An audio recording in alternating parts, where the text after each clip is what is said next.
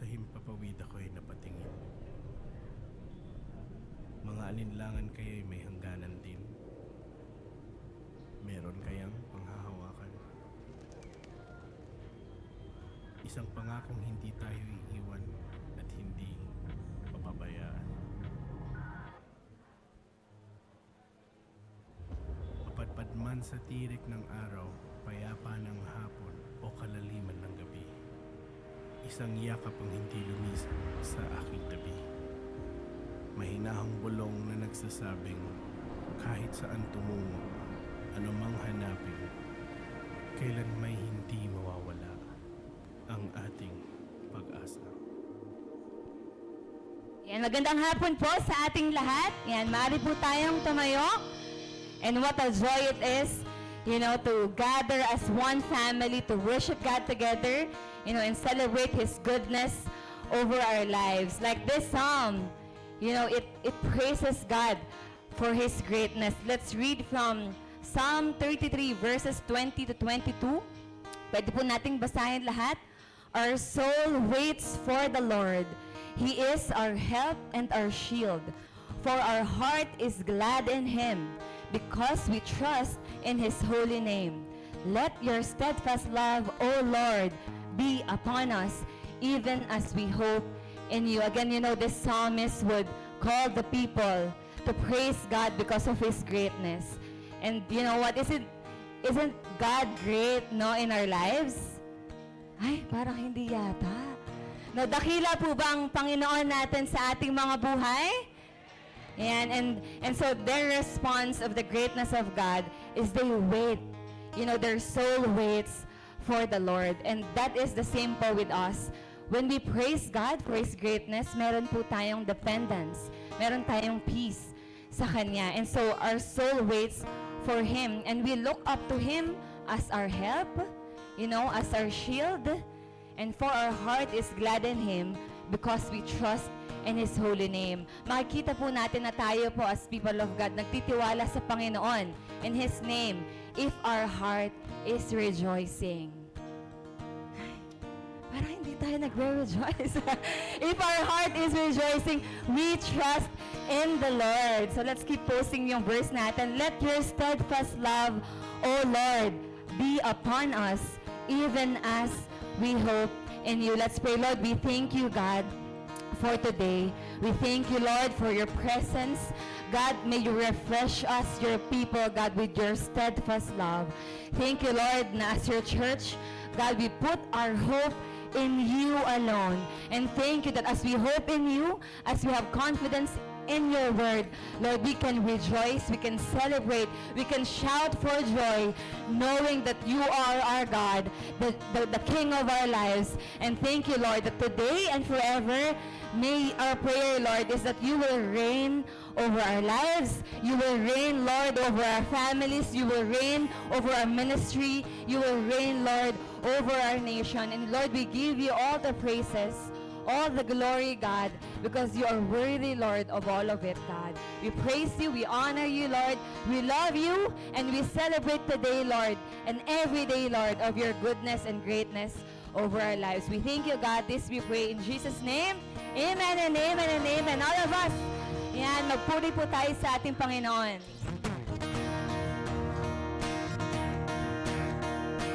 Purihin po natin ang ating Panginoon. Bigay natin sa Kanya ang karapat-dapat niyang tanggapin.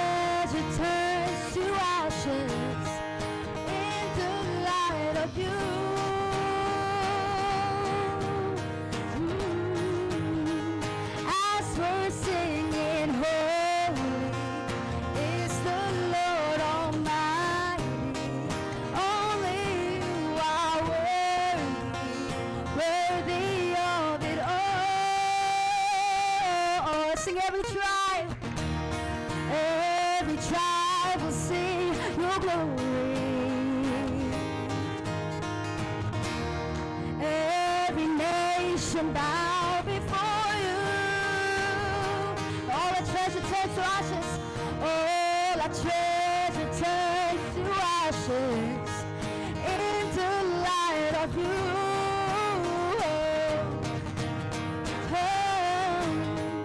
As we're singing, holy is the Lord, is the Lord Almighty.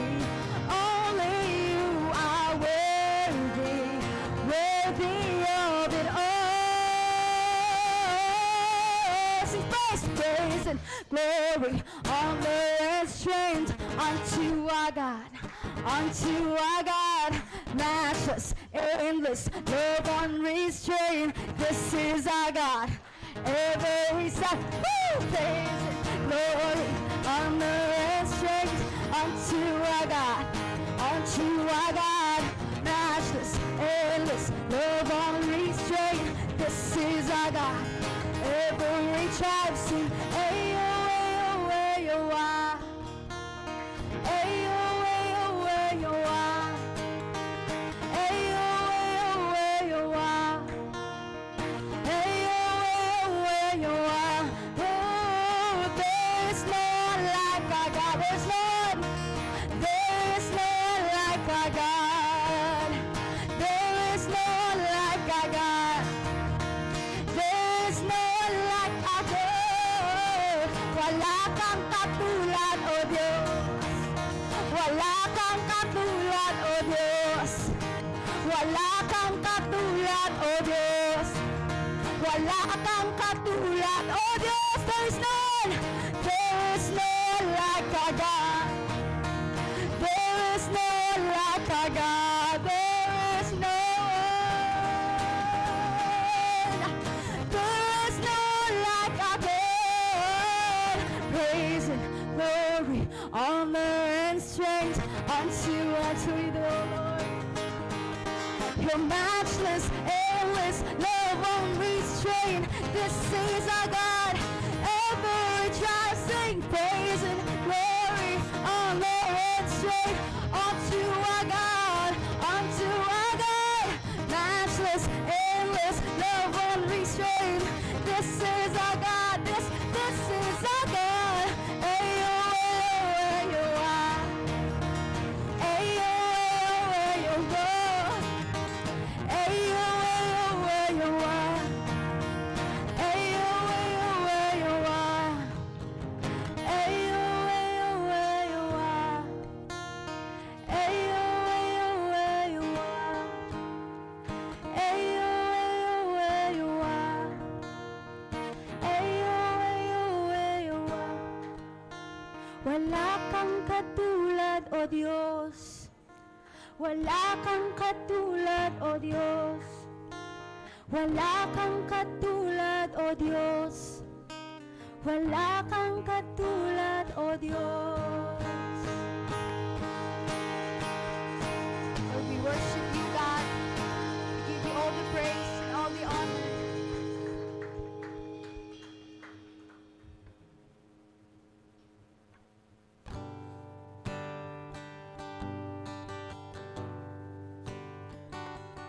Continue to worship you, God. Let's continue to worship our God, the hope of all hearts.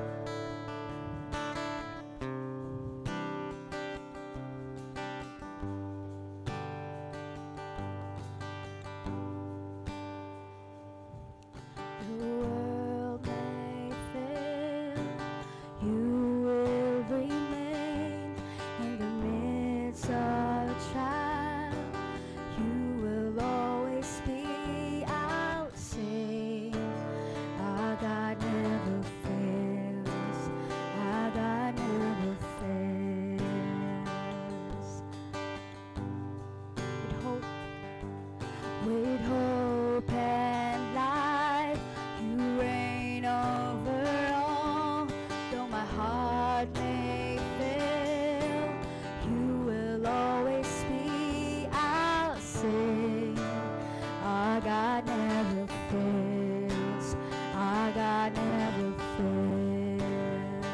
praise you, God.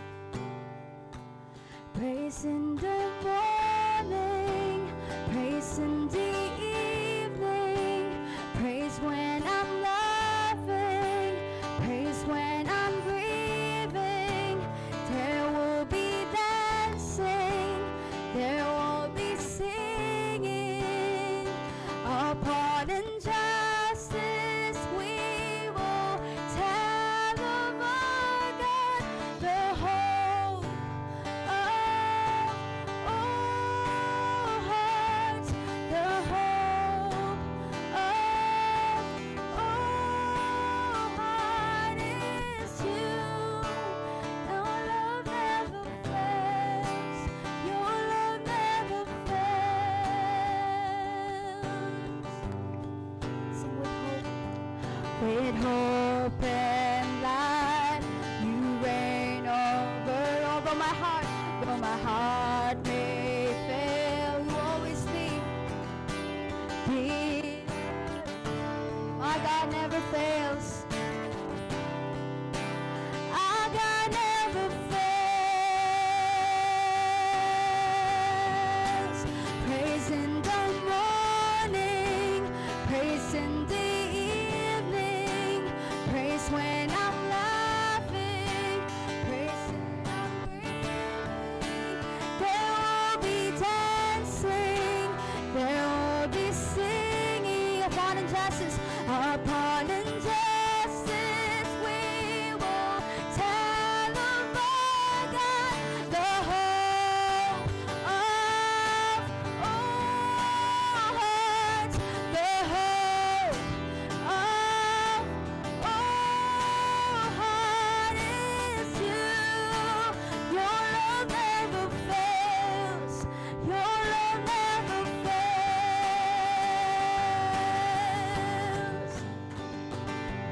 The hope of all hearts, the hope of all heart is you. Your love never fails, your love never fails.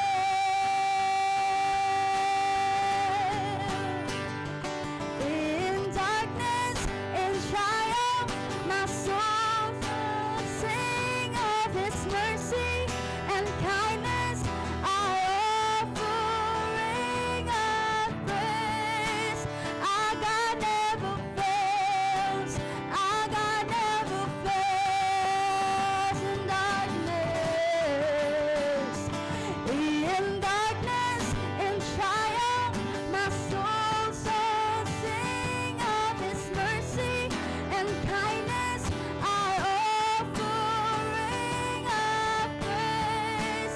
Our love never fails. Your love never fails.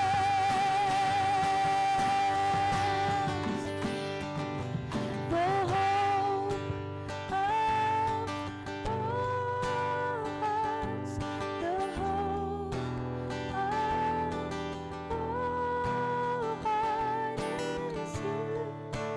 Your love never fails, your love never fails.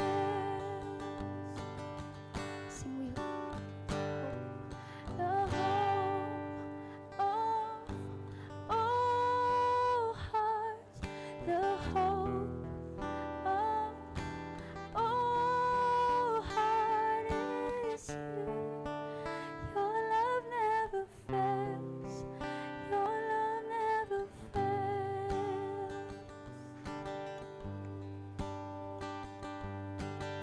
Lord, we continue, God, to declare that our hope is in you alone.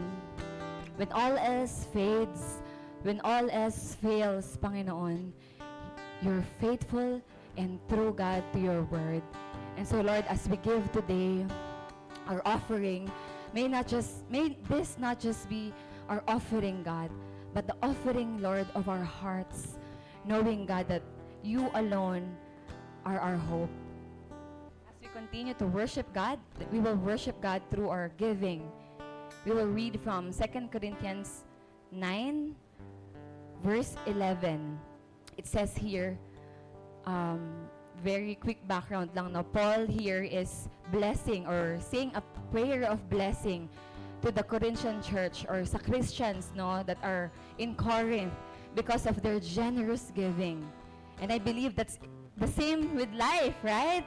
No, na yung hearts natin are generous first to God and for His work. And so Paul encourages the Corinthians that in verse 11, you will be enriched in every way, to be generous in every way, which through us will produce thanksgiving to God.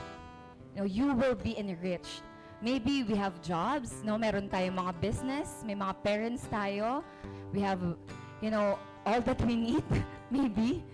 No, pero those things, sabi sa word, hindi yun yung nag-enrich sa atin, but it is God that is enriching us in every way.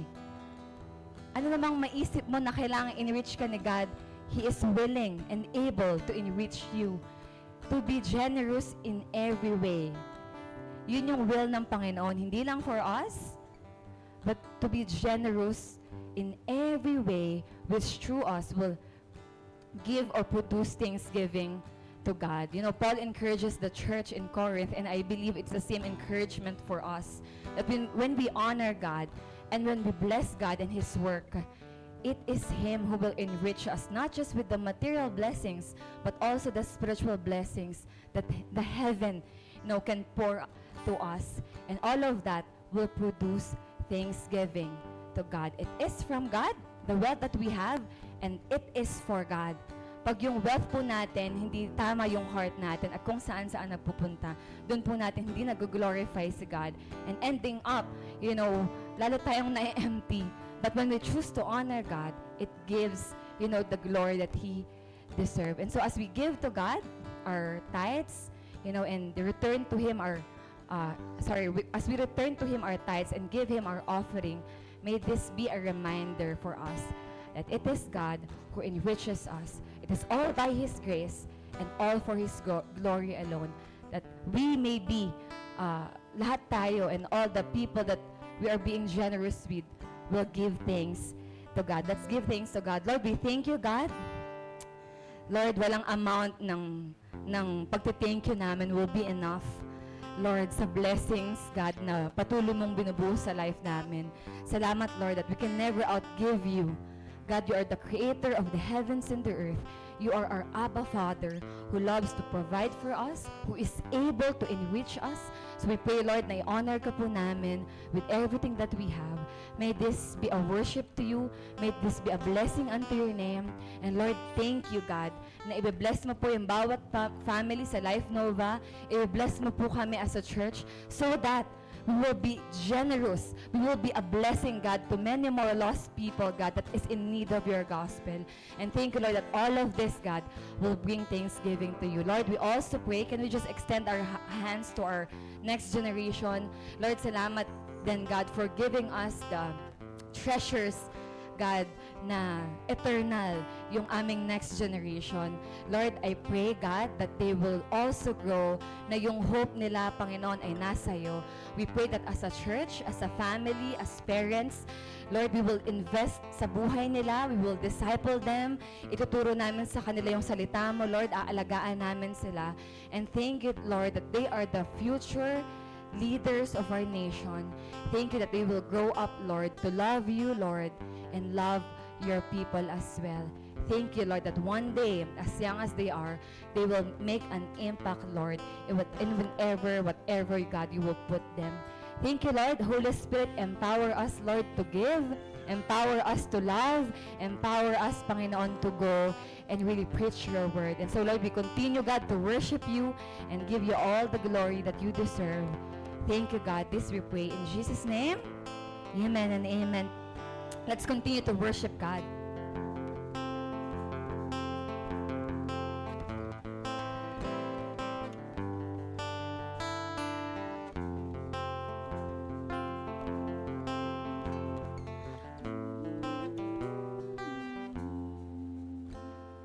Saan man dalhin parte ng daigdig, narin ka.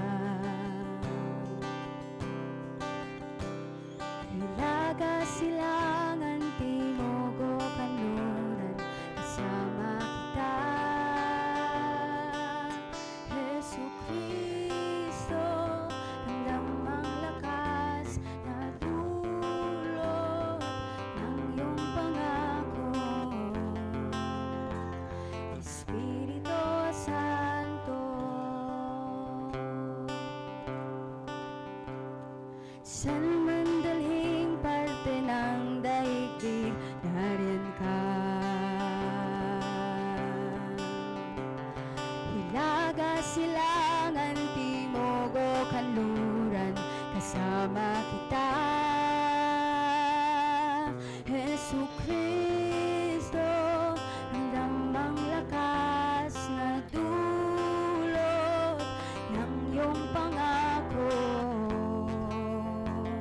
Espiritu Santo, Alleluia, kadakila ang walang kapantay. Alleluia, sa iyong kalooban ako'y sasabay. Alleluia, Alleluia, Alleluia, Alleluia. Sikat ng araw, ligaya'y tanaw, nariyan ka. Pati may sumapit, pati may sumapit at di makaawit, kasama kita. Jesu Cristo, ramdamang lakas na dulot ng iyong pangako. Espiritu Santo,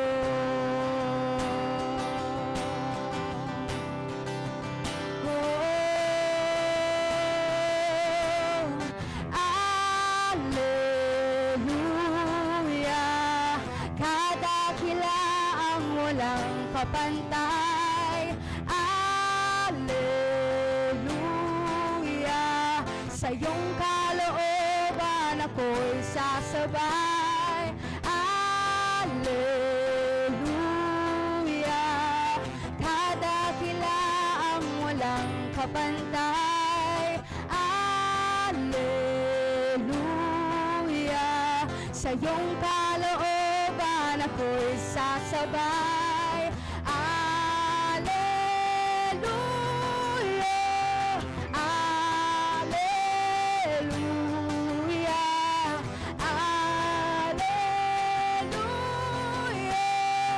Alleluia,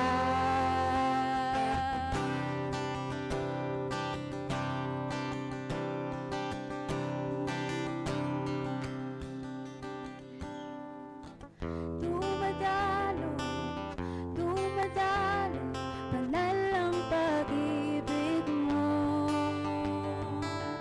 Umaagos, umaagos, banal ang pag-ibig mo. Bumabalot, bumabalot, bumabalot, banal ang pag-ibig mo. Dumadaloy, dumadaloy, banal ang pag-ibig mo.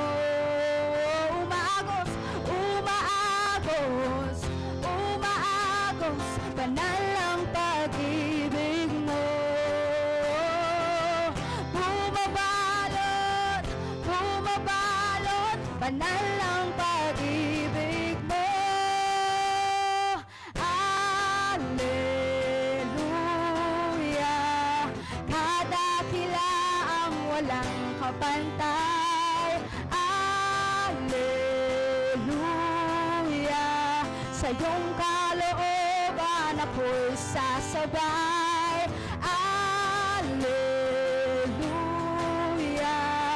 kadakila ang walang kapantay. Alleluia, sa iyong kalooban kami sasabay. Alleluia, Alleluia, Alleluia, Alleluia, Alleluia,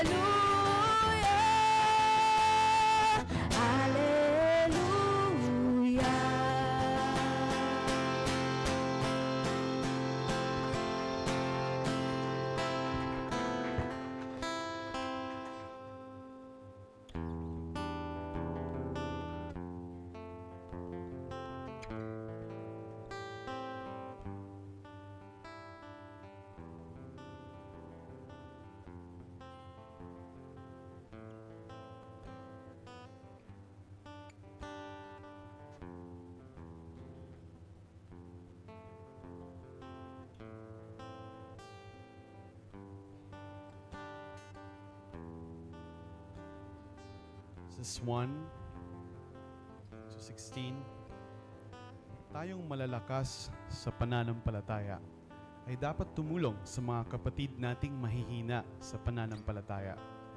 Hindi lang ang sarili nating kapakanan ang dapat nating isipin, kundi ang kapakanan din ng iba para mapalakas ang kanilang pananampalataya. Maging si Kristo ay hindi hinangad ang sariling kapakanan, kundi ayon sa kasulatan, nasaktan din ako sa mga pang-iinsultong ginawa sa inyo. Ang lahat ng nakasulat sa kasulatan noong unang panahon ay isinulat para turuan tayo. At sa pamamagitan ng kasulatan, tayo'y magiging matatag at malakas ang loob at magkakaroon ng pag-asa.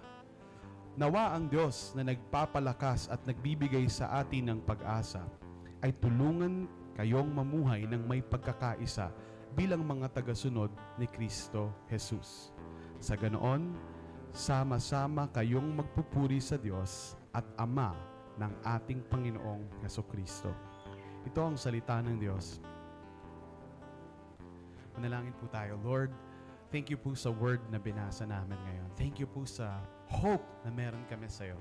And Lord, as we gather together this afternoon to hear your word, tulad po ng kinakanta namin, Banal na Espiritu Santo, bigyan niyo po kami ng pangunawa sa iyong salita. Bigyan niyo po kami ng pagkakaisa. Bigyan niyo po kami ng direksyon, mga hakbang na dapat namin gawin bilang isang pamilya, bilang isang church. Sa iyo po ang pinakamataas na papuri at kapurihan. Sa pangalan ni Jesus na aming sinasamba, lahat ay magsabi ng Amen. Let's give God a hand of praise. Good afternoon. Welcome to Life Nova. We exist to love God and love people. Before taking your seats, pwede bang makipagkilala kayo to someone you don't, hindi pa masyadong kakilala? And then after that, you may go ahead and take your seats.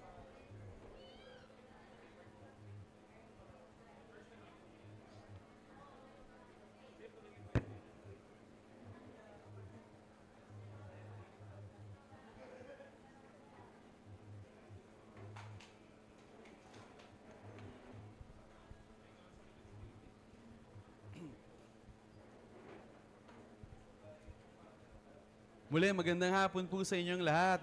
Patiin natin yung katabi natin. Good afternoon. Yan, welcome to Life Church. Yan. Again, I want to welcome you to Life Nova, to Life Church.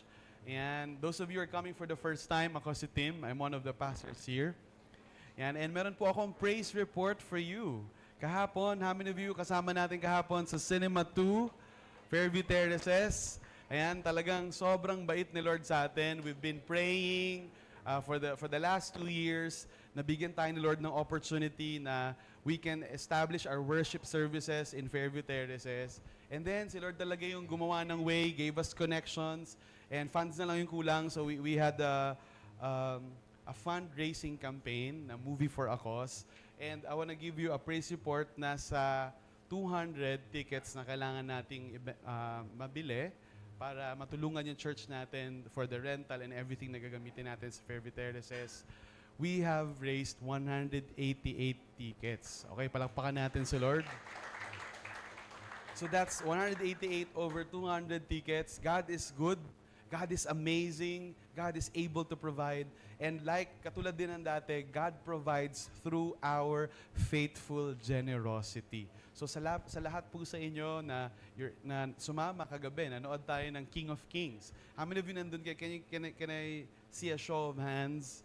Ayun. Or maybe some of you wala kayo doon but you sponsored somebody, a student or a community member. Salamat po.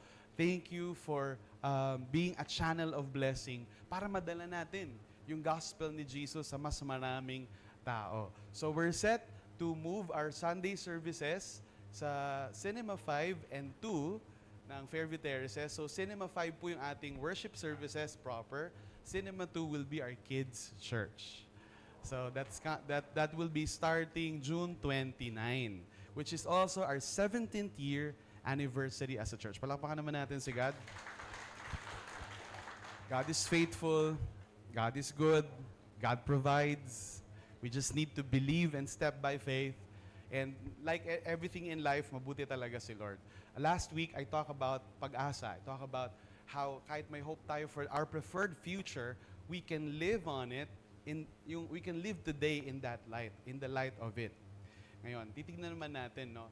So let's say, come June 29, nasa Fairview Terraces na tayo. So that's 300 seating capacity. So to give you an idea, if ito, meron tayo, 80 seating capacity lang to. And then, if pupunin natin hanggang likod, kasya siguro 100, pero very uncomfortable na. Pero we are going to move into a facility na times 3 ng laki natin. How many of you know God is able? Kaya niya. How many of you know, hindi lang to numbers. These are 200 human beings with families, with stories, with walk with God. Oh, parang hindi kayo masaya. Oh. Sige, tayo-tayo na lang dito. Huwag na tayo mag-share ng gospel. Tayo-tayo na lang. Huwag na tayo... Di ba? So how many of you masaya kayo pag dumadami yung mga tao na nakakilala kay God? Of course. Oh, pastor naman, huwag ka naman judgmental. Mainit lang. Okay. Sorry naman. So mainit lang ang panahon. Pero baka ako lang yung nainitan kasi naka-jacket ka kasi pastor. Ba't ka ba naka-jacket? No? Ang init-init. So, pero imagine if we move to that facility and meron tayong dalawang service. So, ngayon, isa muna, 10 a.m. But eventually, a month later, we're gonna have 10 a.m. and 1 p.m. Imagine that 600 people being reached by the gospel every single week. 600 people receiving a life-transforming and life-changing, di ba, message every week. Ako lang talaga yung na-excite dito. Salamat sa inyong underwhelming response. Oo, salamat po, no? Sobrang excited kayo. Yan. Di ba? So imagine, and the challenge will be, how do we get along with new people? Yan. Paano yon? May mga bago sa church, maybe galing sila sa ibang church, some of them galing sa ibang religion, and then sama-sama tayo, one family tayo. Pastor, can I call that person my family, my spiritual family? Eh, hindi kami pareho. I believe in things he doesn't believe, he still doesn't believe in things. Paano kami magiging isa? How can we still be one church despite sobrang daming bagong tao na na-add sa atin? Have you ever asked that question? Di ba? Isipin natin yon. And that's a lot better. That's a good problem. That's a good problem. A bad problem is, walang naliligtas, walang nakakilala kay God, tayo-tayo na lang hanggang bumalik si Jesus. That's bad. That's disobedience sa command niya to go and make disciples of all nations. Pero pag sumunod naman tayo, may challenges din. So paano natin mapapanatili yung pagkakaisa ng church? Yung magbuting samahan, kahit may mga bago or may mga bagong ligtas. Ito yung sinulat ni Paul sa Romans. And ito na rin yung final week ng series natin ng Pag-asa. And in this passage, Paul will answer that question. In a church na galing sa iba-ibang background, how do we keep the unity in the faith? Paano magkakaisa? Now, I want to read to you 15 verse 1. It says there, "We who are strong have an obligation to bear with the failings of the weak and not to please ourselves." Ilan sa inyo, may katabi kayong mukhang strong? Ayan. Tingnan mo nga, tumingin nga kayo sa katabi nyo. Ayan, mukhang strong. Meron? Wala. Taas ang kamay kung meron. Yan, meron. Ilan sa sige, tignan nyo naman yung katabi niyo ngayon. Ilan sa inyo may katabi mukhang weak? Sabihin mo sa kanya, weak. Pinag-away eh. So ano to? Bakit? Ano sinasabi ni Paul dito? Grabe, parang verse 1 pa lang mag-aaway na kami. Hindi ako weak, no? Hindi ako strong, no? But anyway, pag tinignan nyo maigi yan, may strong, may weak. Pag nag-aaway yan, sinong mananalo? Siyempre, strong. Pero ang tanong, strong saan? Weak saan? Ano ba to? What is this strong and weak that Paul is saying?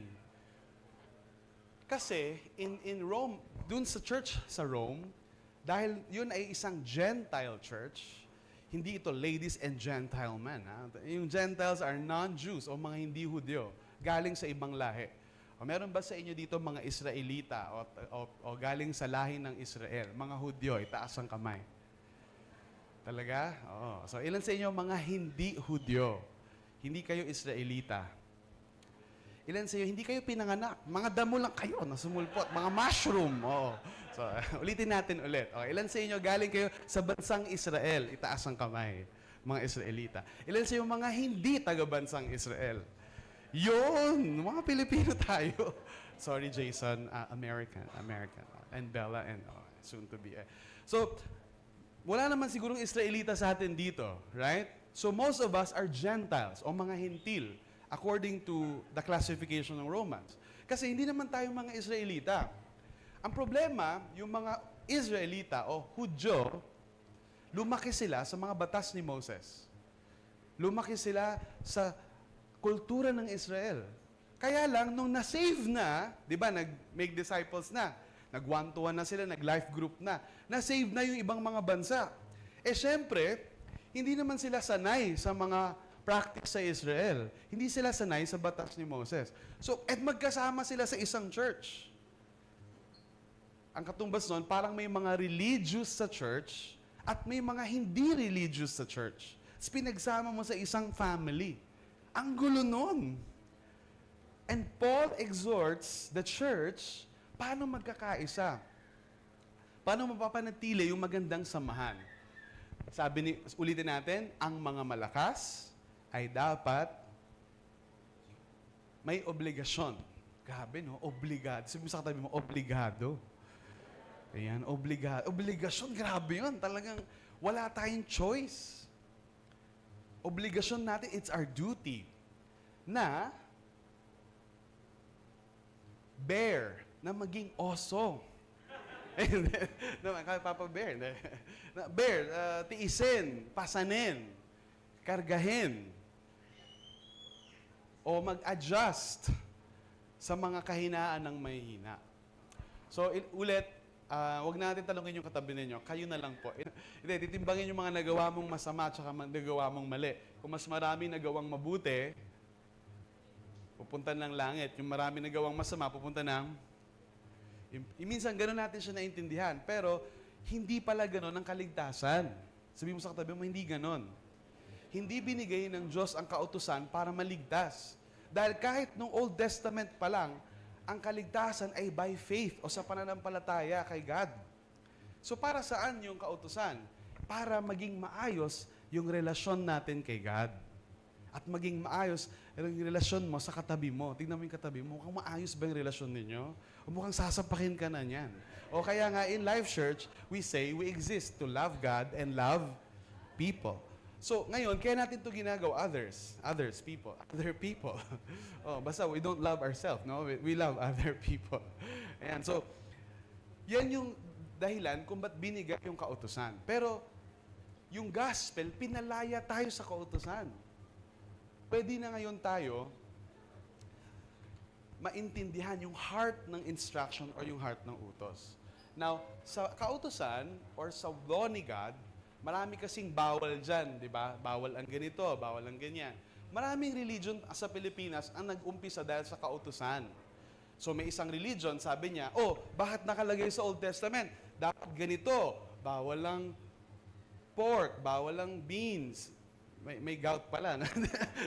Bawal lang ganito, bawal lang ganito. So ngayon, sabihin ng isang religion, magtatayo nga ako ng isang bagong religion kasi hindi sumusunod yung religion na to sa mga utos na yan eh. Sabihin naman ng isa, oops, may nakalimutan ka. Sa lahat ng sinasabi mo, susunod mo sa banal na kautusan, meron pang mga bawal na kinakain mo pa rin. Ano yun? Dinuguan. Oo. Ilan sa inyo, alam niyo na bawal ang dinuguan. Kumain ng dinuguan. Bawal. Pag walang puto. Oo. Diba? So sabi ng isang religion, bawal kumain ng dinuguan. Dapat hindi kumakain yan. Nakalagay sa batas ni Moses, huwag kumain yan. Nagtayo ng isang buong religion para doon. Diba? So ilan sa inyo kumakain kayo ng dinuguan? Ilan sa inyo hindi? Okay. What happened? Bella. Vampire, right? Kumakain talaga siya ng dinuguan kasi yun ang pagkain niya. Diba? Pero ano po bang tama, Pastor Tim? Kumain ng dugo o hindi? Yung iba, nakalagay, huwag mo pagupit. Dapat mahaba lang yung buhok. Parang si Rapunzel. Hanggang doon. Sabi naman ba, hindi, okay lang magpagupit. So may mga batas ngayon sa Old Testament na nagkakos ng confusion sa mga bagong nasisave. Ano ba talagang gagawin ko? Pag sinabi mo naman sa kanila, hindi mo na yan kailangan gawin, hindi ko na pala kailangan sumunod sa batas. Nakakalito, no? So anong gagawin? Litong-lito na yung mga tao sa Rome. Nagtatalo sila, ano ba talagang dapat? Ano ba talagang tamang reliyon? Ano ba talagang dapat na practice? Nagsulat si Paul sa kanila. Nakatingin kayo sa maling bagay. Nakatingin kasi kayo sa bawal tsaka sa rules. Dapat tignan niyo yung relationship. Tignan natin yung relationship natin kay God, yung hope natin kay God. At naintindihan natin yung gospel, may relationship tayo kay Lord, na naliligtas tayo hindi sa pagtupad ng kautusan, magigets natin ngayon yung gospel, lalakas tayo sa, ano ibig sabihin ng strong in the gospel? Confident, with the letter M. Confident ka ngayon. Oo. O kaya kung ayaw mo na MS, confidence ka ngayon.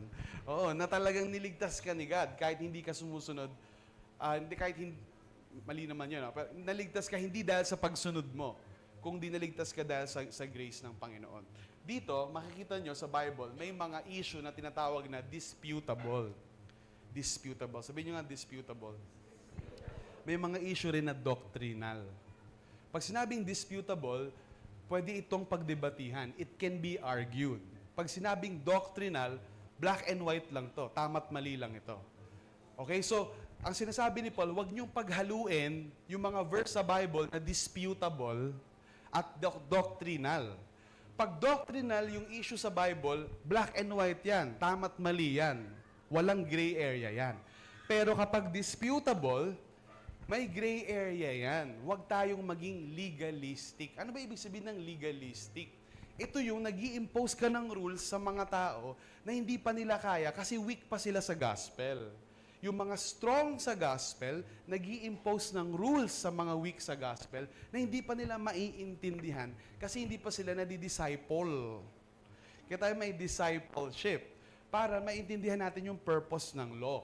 So, bigyan tayo ng example. Doctrinal versus disputable. Okay, si Jesus, yung tanging anak ng Diyos. Disputable or doctrinal? Doctrinal, oo. Disputable ba? Hindi ba?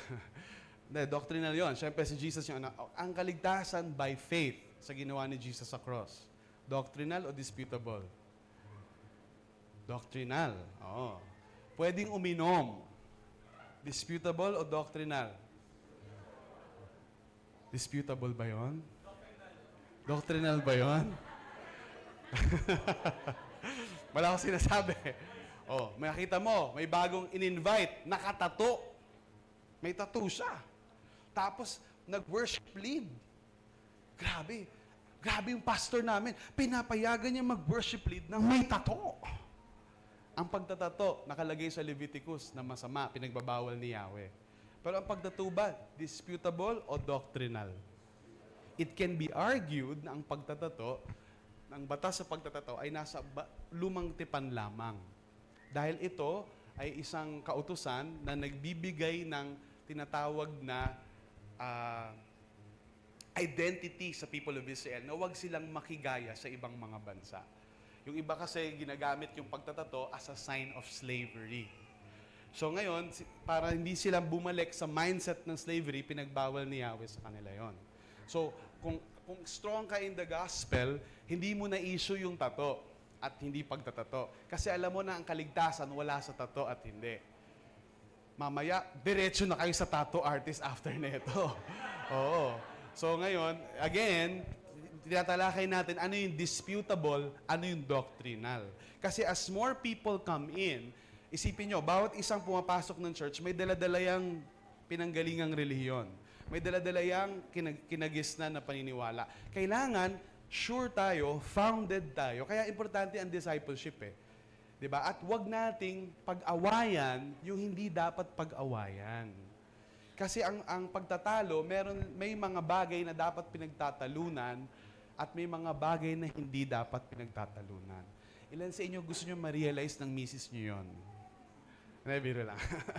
Wow. So, di ba, hindi lahat ng bagay kailangan pagtalunan. May mga bagay na kailangan intindihin. So, ano pa ba yung mga disputable tsaka doctrinal issues sa church? Pastor, ang iksi ng damit niya, kulang po sa tela. Paano naman yung heart niya? Okay naman po yung heart niya. Kaya lang, ang iksi po talaga kulang ng ilang pulgada. Oo. Hindi po ba nakalagay sa... Okay, babasahan ka ng verse ngayon. So, ano mangyayari? Maiksi yung damit niya, imperno na siya kagad? Ganun ba si God? Yung ba yung character ng Diyos? Nakita ninyo? So, damit, pananamit, disputable o doctrinal? Disputable. Pag sinabing disputable, hindi ibig sabihin nito na pwede na lahat ha. Pag sinabing disputable, may mga verse na nagsasabing bawal, may mga verse na nagsasabing pwede. Wala yung contradiction. Kung di, meron siyang tinatawag na progression. Maaring bawal dati dahil may dahilan. Maaring pwede na dahil may dahilan. I'm gonna give an example, yung dugo o pagkain ng dugo. Nakalagay yan sa Genesis na ang dugo ay nagkakaroon ng nandito ang buhay ng tao. So sabi ng Panginoon, huwag kakain ng dugo, itapon, i-drain. Tinuro yan kay Noah, tinuro yan sa Old Testament. So ngayon, naging pagtatalo yan nung na-save na yung mga tao nung panahon sa Israel. Kasi yung mga Gentile, ilan sa inyo dito Gentile? Pag-aralan na natin ito kanina eh. Ulitin ba? Ilan sa inyo Israelita? Ayan, Israelita. Ilan sa inyo Gentile? Yan, o non-Jews, hindi Hentil. Sa mga Gentile, wala namang kaso yung pagkain ng dugo.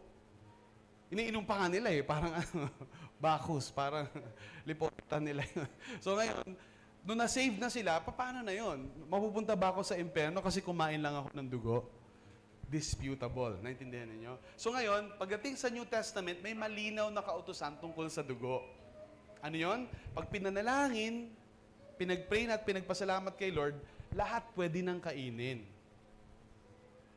Hindi na applicable yung Old Testament law kasi in the New Testament, ginawa itong clear. Okay, minsan, sana lahat ng bagay clear. 'Di ba? Pero hindi lahat kasi ganun kaklaro katulad ng sa dugo. Pero alam niyo, may mga religion pa rin sa Pilipinas na nagtuturo na bawal kumain ng dugo. At yung tao nag-life day na one-to-one na. Pero para sa kanya, hindi kaya ng konsensya niyang kumain ng dugo. Anong dapat gawin ng church kapag may kasama ka na galing sa ibang reliyon na hindi pwede sa kanyang kumain ng dugo? Dapat ba i-force mo siyang kumain nun? Regaluhan mo ng dinuguan araw-araw? Diba? O dapat ba the strong should bear with the failings of the weak? O dapat intindihin ng nakakaintindi sa gospel yung limitasyon ng weak pa sa gospel. Kasi pag ganitong ginawa ng church, o sige, anniversary natin, ang handa natin dinuguan. Ngayon, may mga galing sa ibang religion, sabi, ba't ang itim ng kanin? Di ba? Hindi sila makakain ngayon. Sasabihin ngayon ng live group leader, ano ka ba? Old Testament pa yan, kainin mo yan. That's not a proper way o hindi yun yung paraan para ma-enlighten yung isang bagong Kristiyano. Lalo siyang matitisod ngayon. And for those of you na hindi masyadong familiar sa term, tisod or stumbling block means nagkakaroon ng sagabal sa paniniwala niya kay God kasi na-offend siya ng mga kapatid niya sa Panginoon. So ang sinasabi dito, kapag yung issue disputable lang, pagbigyan natin yung mas mahina sa gospel. For the sake nung isang kasama mo sa live group na hindi kumakain ng dugo, hindi ka na rin kakain ng dinuguan. Pagkaharap siya. Kasi pag kasama mo siya, nahirapan siya eh.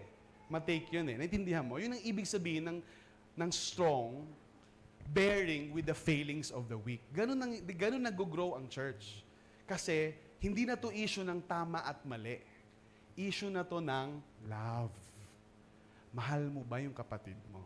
Gusto mo ba siyang matisod? Gusto mo ba siya na hindi na sumama sa mga kainan? Therefore, kung mahal mo yung kapatid mo, ikaw yung mag-a-adjust. Kasi ikaw yung strong sa gospel. See, the hope that we have allows us to be strong in the gospel. Kaya nakakaintindi tayo, those sa mga bagong dinidisciple pa lamang na weak sa gospel. Pastor, hindi ko pa rin talaga matanggap na tinawag mo kaming weak. Ilan sa'yo na-offend pag nababanggit yung week? No? Pag bago pala, week. Kita ko na, halimbawa. Pag kami ni Luke, kilala niyo ba si Luke, yung anak ko? Pag kami ni Luke nag-wrestling, sino mananalo? Sige, pustahan. Ay, bawal pala yun. Ah. Ay, disputable? Oh, hindi. Pag kami ni Luke nag-wrestling, sino mananalo sa amin? Si Luke. No-brainer. Siyempre, mananalo yung mas malakas. Pero pag nakita mo ako, binabalian ko si Luke, tama ba yon?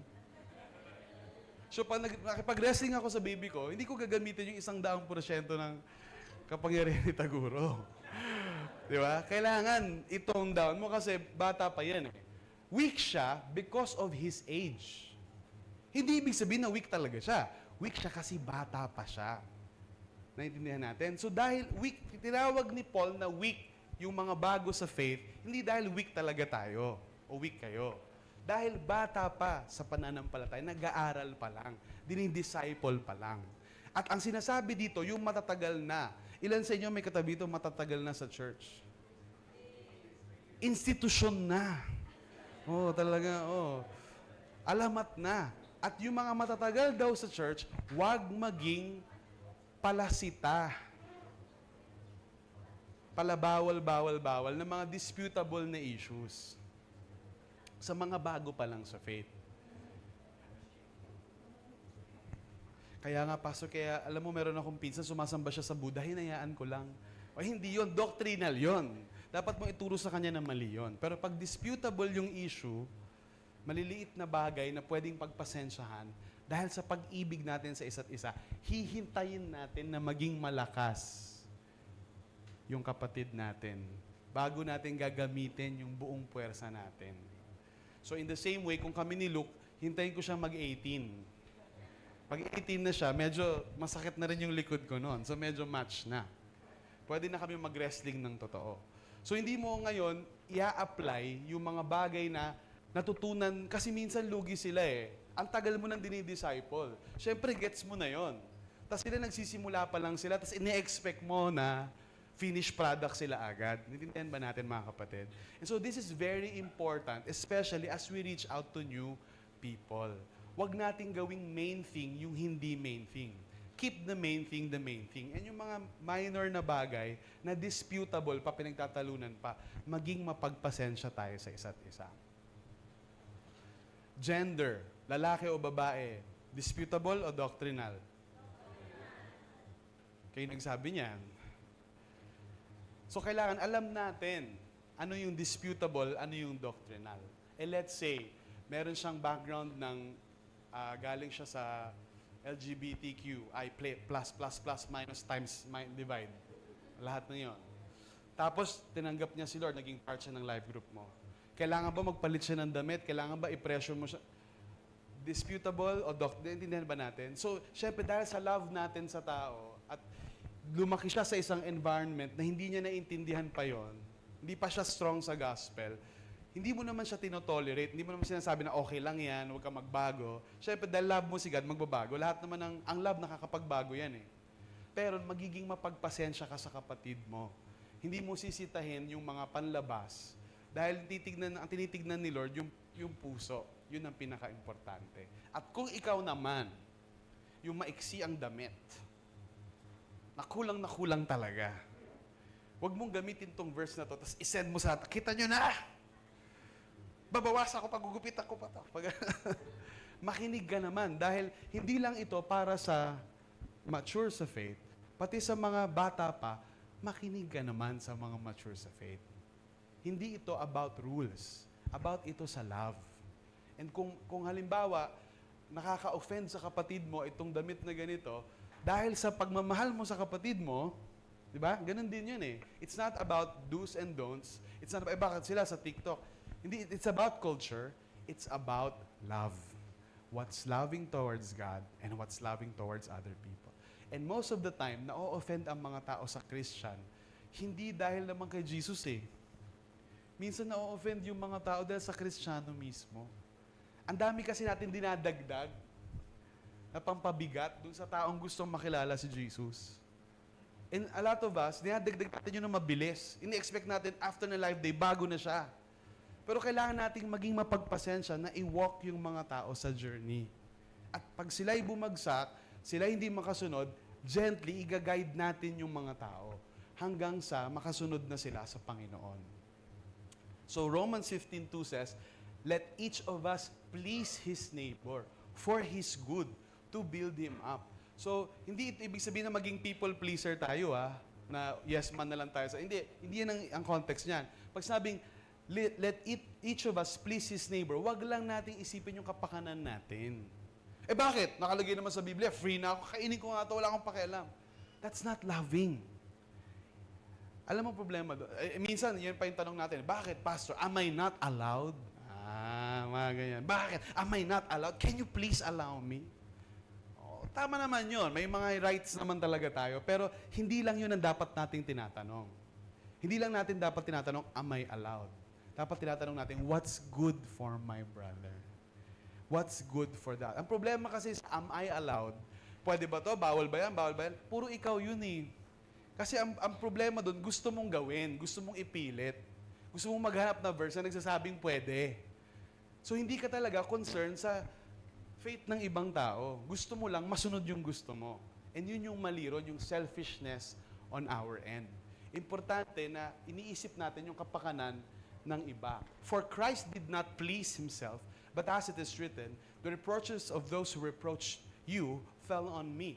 So katulad din ni Jesus, naalala nyo nung may tinapon sa kanyang babae na nahuli, nakikiapid, and tinatrap siya ng mga religious leaders. Oh, dapat nakalagay sa batas ni Moses, batuhin yan. Kasi nakiapid, adultery. O ba't ikaw, hindi mo binabato? Eh kung talagang sumusunod ka kay Yahweh sa father mo, eh dapat sinunod mo yung batas ni Moses, binato mo na yan. Anong sabi ni Jesus? Sino dito yung hindi nagkasala? Mauna nang bumato. Ang tanong, sa situation na yon, sinong pwedeng bumato? Si Jesus. Binato ba niya yung babae? The only one who did not sin did not judge. And she gave the chance dun sa babae na magrepent at mamuhay ng bago. Bakit kaya napakaraming religious people na ang bilis nilang mag-judge? Ang bilis na lang. Hindi ni winowalk yung mga tao sa journey para mabago, para ma-disciple, para malaman na in-invite sa live group. First time niya umattend ng live group, binigyan siya ng listahan ng mga bawal. Bawal inumin to, bawal kayo ito. Nagulat yung taong ito pala yun. Ito pala yung sila. Para siyang club na may rules. Hindi ganun ang gospel. Hindi ganun ang loving God and loving people. Ibig bang sabihin, bawal magbawal? Aba, may mga bagay talagang bawal. Pero ang konteksto nun, bawal pumatay. Doctrinal, disputable. Doctrinal, disputable. Dapat pag Kristiyano ka, ito iboboto mo. Doctrinal o disputable? Anong klase kang Kristiyano? Hindi mo binoto si... So paano yon? Hindi na siya Kristiyano kasi iba yung vote niya. So minsan sinasabi ng kabataan yun, your vote says everything about you. Naks. Dahil yun ang binoto mo, yun ka. A-unfriend kita. Dinefine mo na yung buong pagkatao niya dahil sa binoto niya lang. Kaya sa church, hindi tayo nag-i-endorso ng politiko eh. Kasi gusto natin kahit sang kulay ng galing, magkaisa sa loob ng church. Kasi hindi point kung sinong manalo eh. Ang point yung church ni Lord, yung unity, yung pagkakaisa, yung love. Tindihan ba natin yon? So, sa live church, okay lang kahit iba-iba tayo ng binoto. Hindi natin kailangan pare-parehong pink. Hindi natin kailangan pare-parehong red. Hindi kailangan pare-pareho lahat. Kahit iba-iba ng kulay, okay lang. Kasi disputable yun eh. Hindi naman yung doctrinal. Intindihan ba natin mga kapatid? We bear with the failings of others.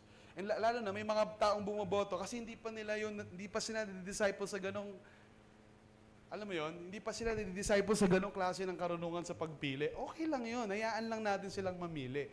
I-walk natin sila sa discipleship until matuto na yung tao kung paano pala dapat.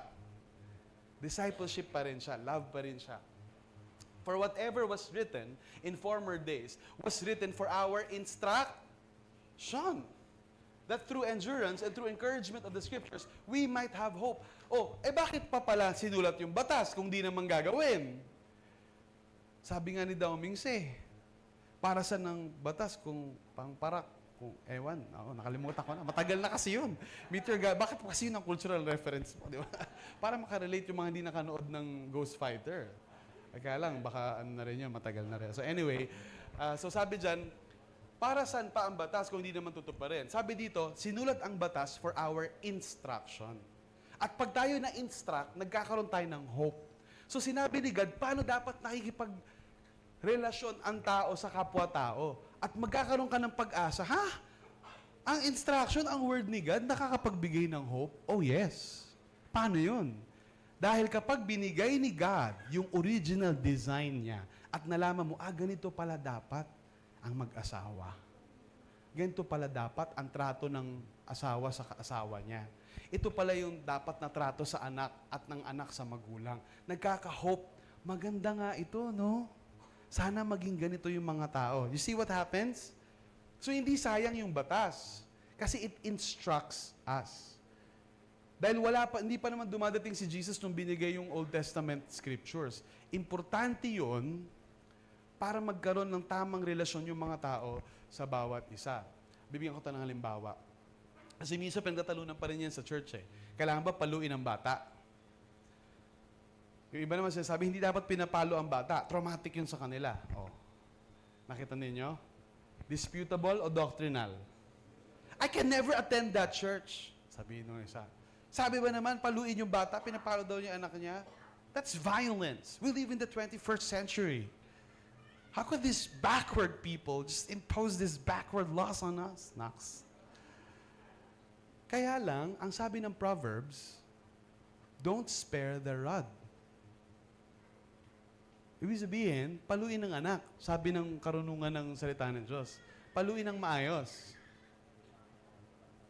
Nakalagay din sa salita ng Diyos, do not exasperate your children. Huwag mo naman bugbugin. Paluin ng maayos. Ngayon, dahil nakalagay sa Proverbs na dapat paluin, nasa sayo ngayon yon. Kung di ka magpapalo ng anak mo, ang sabi ni Solomon, you're not wise. Di ikaw yun, buhay mo yan eh. Ikaw yung mag-reap ng consequences. Joke nga ni Pastor Henry, si Pastor Henry to para hindi ako yung i-bash nyo.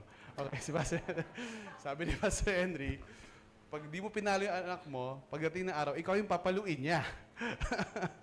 Kaya importante, disiplinahin yung mga bata. So, ano yan? Disputable o doctrinal?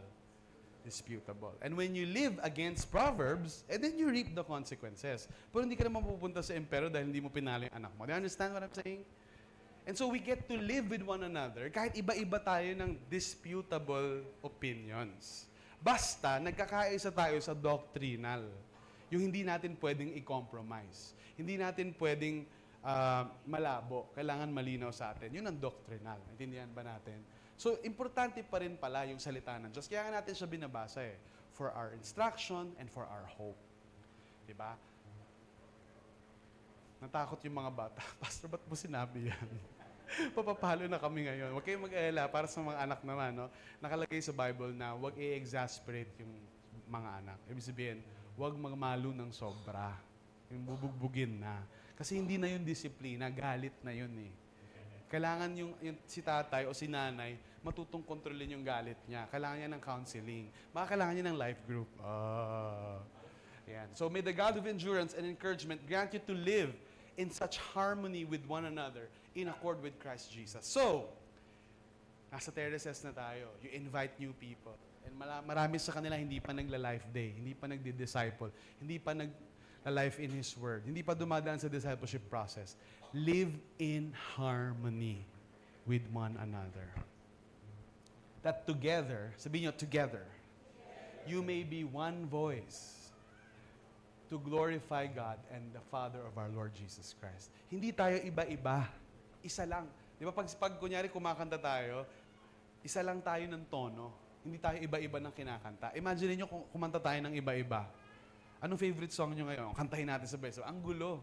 Di ba? Pero kung may worship leader, tas ito yung lyrics, kinakanta niya, sabay-sabay tayo, ang ganda pakinggan. In the same way, ganun din yung relationship. Pag pumasok ang bagong tao sa church, tinitignan niya, okay ba yung samahan nila? Nagbubulihan ba sila? Aray ko. Di ba?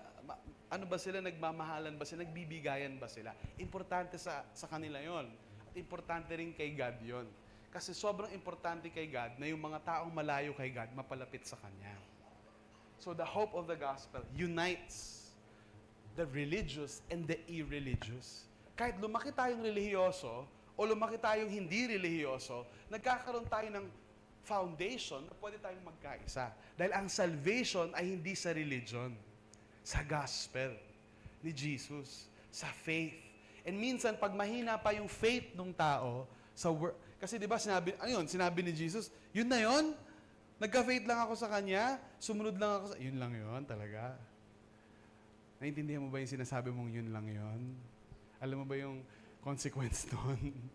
Alam mo ba yung na tinatawag ka ni Lord na to offer your life to Him in the same way na in-offer niya yung buhay niya sa'yo? But anyway, that's for the strong in the gospel. And those who are weak in the gospel, hindi pa nila makakope up nun. So ngayon, katulad ng isang tatay, i-guide mo pa yung anak. Di ba? Parang ano yan strong and weak. Strong in the gospel, weak in the gospel. Kaya tayo may coaches. Kaya tayo may life group leaders. Kaya tayo may mga nagko-coach sa atin para lumakas tayo sa gospel. At pagdating ng panahon, tayo naman yung magko-coach sa iba kasi magiging strong na tayo. So, pwede bang uminom? Hindi na ako nakikinig kayo. Syempre, mainit. Nauhaw tayo. Uminom tayo ng tubig. Oh. Diba? Mamaya nakita ka, lasing na lasing. Di ba kultura pa naman natin yun dito? Wala na. Ano kaya makita nyo ako nagiinom dyan sa kanto? Buti kung umatim pa kayo. Buti na lang hindi ako nainom.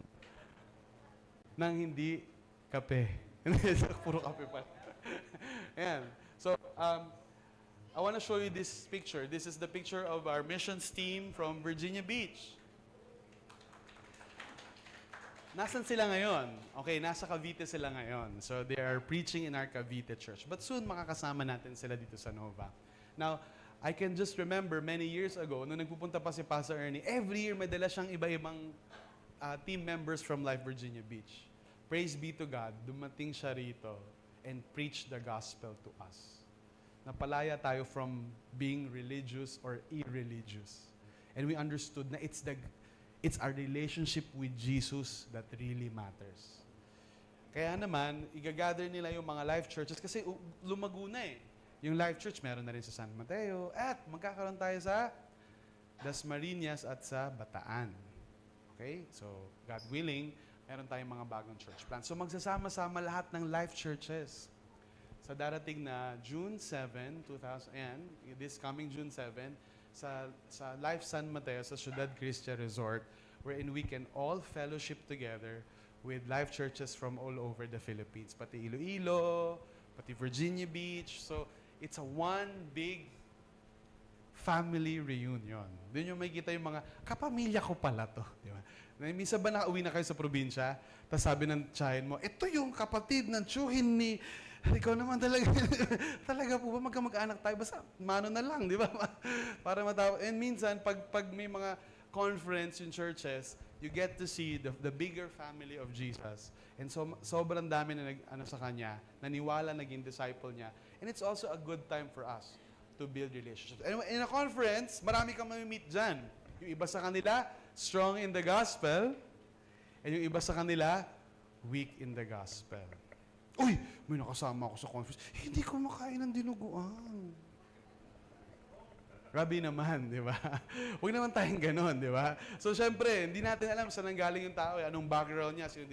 Syempre, loving tayo eh. It's not about judging one another o naghahanap tayo ng mali sa isa't isa. Hindi ganon. We always endeavor na maging loving tayo towards one another. Kaya sabi ng verse 7 sa atin, therefore, welcome one another as Christ has welcomed you. for the glory of God. So fair naman pala si Paul. Hindi lang mag-a-adjust yung strong, mag-a-adjust din yung weak. One another eh. So hindi lang naman mag-welcome yung strong eh. Mag-welcome din ba yung weak? Oh yes. And so kung weak tayo in the gospel, bago pa lang tayong dinidisciple, makinig naman po tayo. Huwag tayong matigas ng ulo.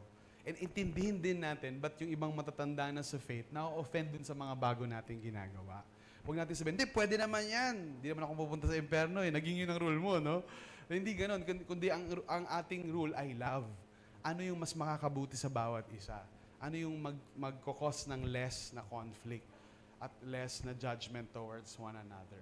Verse 8, "For I tell you that Christ became a servant to the circumcised to show God's truthfulness, in order to confirm the promises given to the patriarchs." So sabi dito ni Paul, si Jesus nga eh, naging servant to the circumcised. Ano ba yan?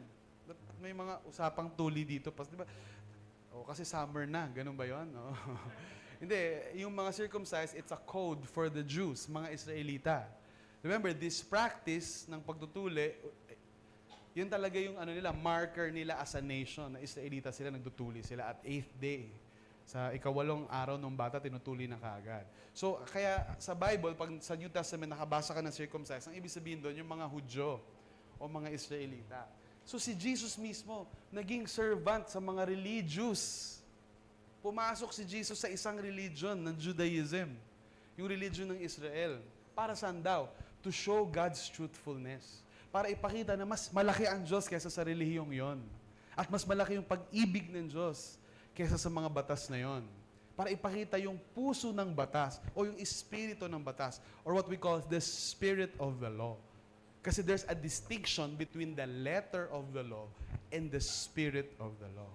The letter of the law says, do not kill, do not murder, rather. The spirit of the law says love. So, finulfill ni Jesus yung law. Kasi dati, nung di pa napunta si Jesus, di ko naman siya pinatay. Ba't pinatay ko ba? Di mo nga pinatay, galit ka naman. Eh, ang point ng hindi patayin, para mahalin mo nga siya. Sabi ni Jesus, nagalit ka pa lang sa kapatid mo, pinatay mo na siya. Grabe, tumaas pa. Kasi ang point nun, hindi naman wag siya patayin eh. Ang point doon, minahal mo ba siya? Nag-adjust ka ba sa kanya? Pinatawad mo ba siya? Humingi ka ba ng tawad? Pastor, siya nauna eh! Kahit sino pang nauna eh. Ang tanong, sino bang mas malakas? Usually, it's the stronger in the gospel na unang hihingi ng tawad. Malalaman mo, medyo weak pa sa gospel yan. Siya humingi ng tawad. Wala akong ginagawa sa kanya. Medyo weak pa sa gospel. And usually, yung stronger sa gospel, di ba rin lang siya yung may kasalanan. Basta importante, maayos yung relationship. You understand? Hindi mo sabihin, kukunin mo na lahat ng kasalanan. Ano kasi Jesus? Hindi naman ganon. Pero ibig lang sabihin sa'yo, hindi ang concern mo sinong tama, sinong mali. Ang mas concern mo, maayos yung relationship. Ganon yung relasyon sa bahay ng Diyos. Ganon yung relasyon ng people of hope. May kausap ba akong people of hope? May katabi ba kayong punong-puno ng pag-asa? Ipakita nyo nga sa katabi nyo, paano yung mata ng punong-puno ng pag-asa? Usually, yung mga mata ng puno ng pag-asa, nakadilat yon. Okay lang matulog. Kasi weekend, biro lang. Dapat pala yung mga strong, ganun pala yung paso. Yung mga natutulog sa service, weekend, biro lang. Kayo naman, dapat tawa ko lang kayo. Ay, nawala tuloy.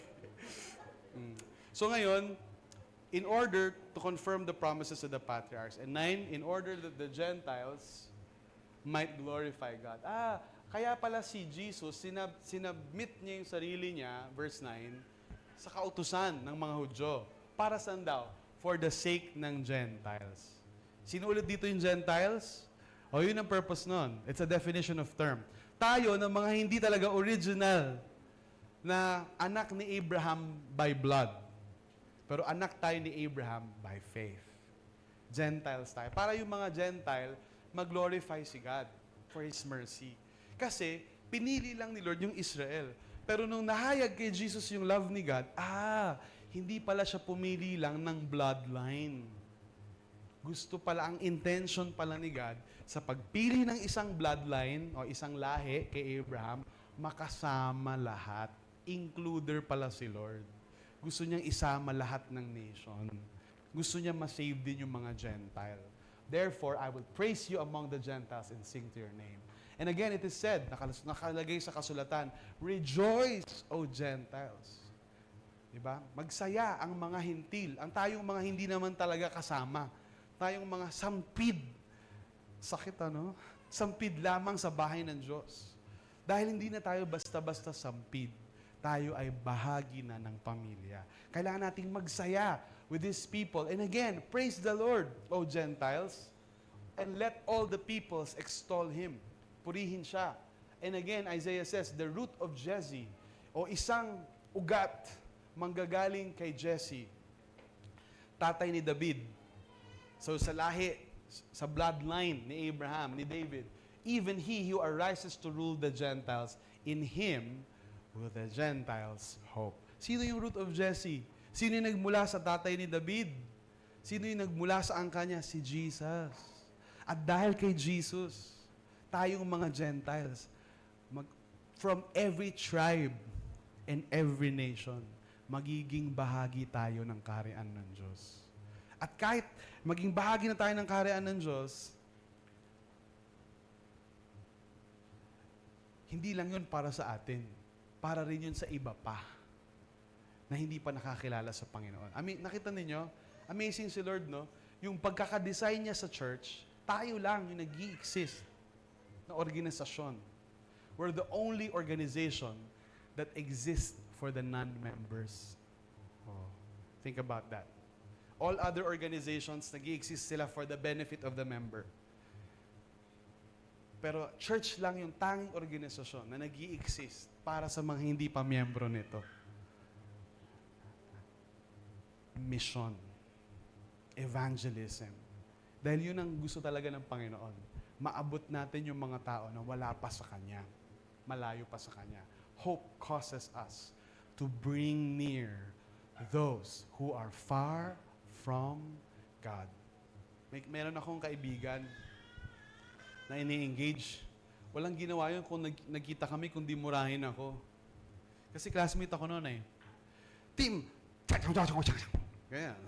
So kada ano namin, kada namin nagmumura. Pero nagmumura lang siya na masaya. Yung nagmumura siya dahil yung mga tao nagmumura kasi sa lahat nagmumura. Nagmumura pag nag-good morning, nagmumura. Ayan, ganyan yung kaibigan. So syempre, minsan dahil matagal ka na nasa church, ang sakit sa tenga. Grabe to, pastor ako, binubura ako nito. Di ba? Pero, kaya nga pastor, ang ginawa ko, minura ko din. Hindi ganon. Hindi yun na. Kasi lalo siya matitiis. Ba't mo ako minura? ang gagawin mo nun, kahit ganun pa yung salita niya, hindi mo siya sasawayin, hindi mo siya sisitahin. Huwag ka nagmumura. Nasa church tayo. Anong ibig sabihin nun? Pag nasa church, pwede. Pag nasa labas, pwede na. Hindi lang pwede sa loob. Huwag ka magsinungaling. Nasa church tayo. So sa labas, pwede magsinungaling. Ingat kayo sa mga sinasabi niyo sa anak niyo, ha? Okay, anyway, kahit minumura-mura niya ako, hindi ko pinapansin. Ang sa akin lang, maramdaman niya na kapatid siya. Mahal siya ni Lord. And hindi ako nagugulat, hindi ako offended sa kakaibang lifestyle niya. Marami pang kakaiba sa kanya bukod dun eh. Alam niyo nangyari sa kanya, for 13 years pinagpipray ko yun, makakilala kay Lord. Sinesharan ko yun, sinachat ko yun ng mga verse. Kaya ang ginawa sa akin nun, hindi na ako sinisin. Diba? Auto ano yun? Auto inbox zone pag nag-ano ako. Pero last year, alam niyo nabaptize siya sa Life Day. And simula nun, hindi niya na ako minumura ulit. Pero alam niyo, hindi ko naman siya sinabi na, oy, wag mo ako murahin, ha? And kahit yung asawa niya, yung anak niya, hindi niya na minumura ulit. Kasi, hindi siya parang rules, eh. Uy, bawal yan, bawal. Binago ni Lord yung heart niya. So, siya na mismo, nakaramdam siya ng love, naramdaman niya na kahit gano'n, saan siya nanggaling, minahal siya. Dahil minahal yung tao, pagmamahal din yung lalabas sa kanya. Pero subukan mo yung tao, sita-sitahin mo. Di ba, bago, sita-sitahin mo, o bawal yan, bawal yan. Pag yan tumagal na, tagasita na rin siya ng iba. Siya na rin yung number 1 na tagalista ng noisy and standing. So kasi kung ano yung na-receive ng tao, yun din yung bibigay niya sa iba eh. So kung na-receive niya love, acceptance, hindi to unconditional acceptance ha. Siyempre importante pa rin yung mga doctrinal, di ba? Pero nagiging mapagpasensya tayo sa mga disputable naman. Para yung mga malayo kay God, mapalapit sila.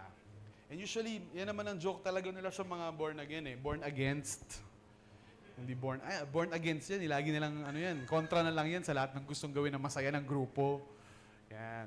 O kaya, ang loko nila, huwag tayong sama dyan, masusunog tayo. Yan. But anyway, ano man yun, whatever that is, ipakita natin na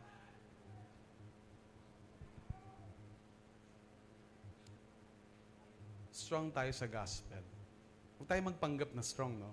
Siyempre, aralin talaga natin yung gospel ni Lord. Para kahit marinig ninyo, yung life group leader nyo, kumakanta ng worldly song. Grabe, kumakanta siya ng worldly song.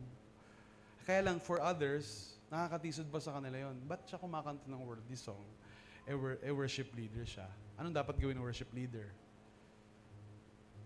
I-forward sa kanya lahat ng kinanta niyang worldly song. Hanggang sa magulat siya, pwede pala to. Hindi ganon. You have, di ba? You have to be patient with the weak hanggang sa maintindihan niya. So kung nakaka-offend sa kanya yun, i-journey natin yung mga tao where they are and not force everyone in a box. Hayaan natin na ma-discover nila yung love ni God at gaano kasarap at gaano kasaya yung commands ni God. Na yung mga commands ni God, hindi siya sayang, hindi parang control freak lang siya na gusto lang niya laging masunod. Hindi, may purpose yung commands niya. Instructions that give hope. The Word of God gives hope. Natatandaan nyo yun sa Fairview Terraces. Nag-anniversary tayo. This is 2022. Tama ba? Or 23? We invited Bishop Jure.